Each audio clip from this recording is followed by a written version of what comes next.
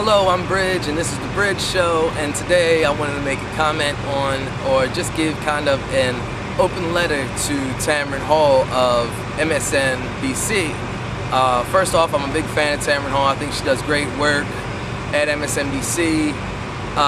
Big fan of all the shows pretty much on MSNBC. I mean, I'm a liberal Democrat, you know, everybody knows that, but there's one thing that I gotta bring up, and it has to do with her interview, well, Tamron, your interview with the Tea Party Express leader when he had written a satirical letter to President Lincoln from coloreds about how they didn't want to be free as slaves, and you know, he's trying to make the point, like you saw through it, of the NAACP using the term colored, National Association for the Advancement of Colored People, and how he's saying that doesn't speak for blacks, and then you brought up how he's commenting on blacks, and he corrected you and said that you're speaking for colors, and that's what my point is exactly, is that the National Association for the Advancement of Colored People has not changed its name to the National Association for the Advancement of Black People, because colored people is not just black people. Now, Tamron, I'm sure you know, you're a student of history, and you know that in this country we didn't have black and white water fountains. We didn't have black and white count. It was white and colored. So for a lot of people now, you know, I ask them, hey, where do you think a Mexican was drinking? Where do you think a Japanese fellow was drinking from? Where do you think Puerto Ricans were drinking from? And let me tell you, they weren't considered white, they were considered colored. And so that is, once again, why I advocate for golden brown, a color, being on the census for 2020. I think it fits in perfect because this is the National Association for the Advancement of Colored People, which includes more than black people. And so, look, I'm not down on race in America. I think one of the biggest success stories in race in America are Irish and Italians now being considered white.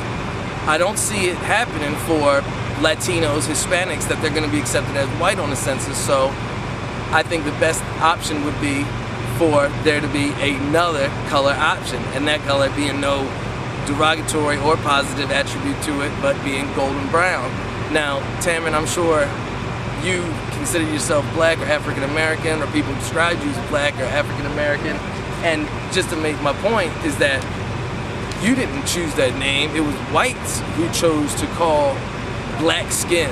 And you know, when we look up in the dictionary, black means soiled, evil, sinister, having no light whatsoever, cheerless and depressing, angered and sullen. Now when I see you, I don't see those things, Tamron, you know what I'm saying? And we know white in the dictionary is fair, generous, decent, unsullied, or pure. So once again, you know, for golden brown being an option for people to check, just an easy color to identify yourself. Golden, when we look it up, lustrous, radiant, precious, marked by peace, prosperity, and often creativeness, very favorable or advantageous, excellent, promising future, seemingly assured of success. These are great things. And brown, in the dictionary, between red and yellow, of the color brown. No real positive and negative attributes to it. So that's what I have to say on that topic. And then another thing, you know, you got a Twitter today about how people are not interested in the Chelsea wedding and what have you. And look, I'm not here to pick on you. I'm definitely not bitter about the coverage of things in the entertainment world or what have you, but I hear a lot of journalists, a lot of people with shows that have your platform, and I love how you're commercial, how you're speaking for the people, get to hold people accountable, asking questions. That why can't we have a conversation on race? You know, why is there no conversation on race? Why is it? Well, look, just take half that time, half that Lindsay Lohan, Chelsea Clinton wedding time, Gators in the river time, and let's say it was 20 minutes of every hour dedicated to that. Cut that in half, take that 10 minutes of precious cable news airtime, 10 minutes, an hour, add it up and make a show, or take 10 minutes and have segments each hour on topics of race and have racial discussions. I think that'd be a good idea to get racial topics at least going day by day, you know. How does race affect stories of the day, or what is a new racial topic? So, what do you think? Okay, have a good day.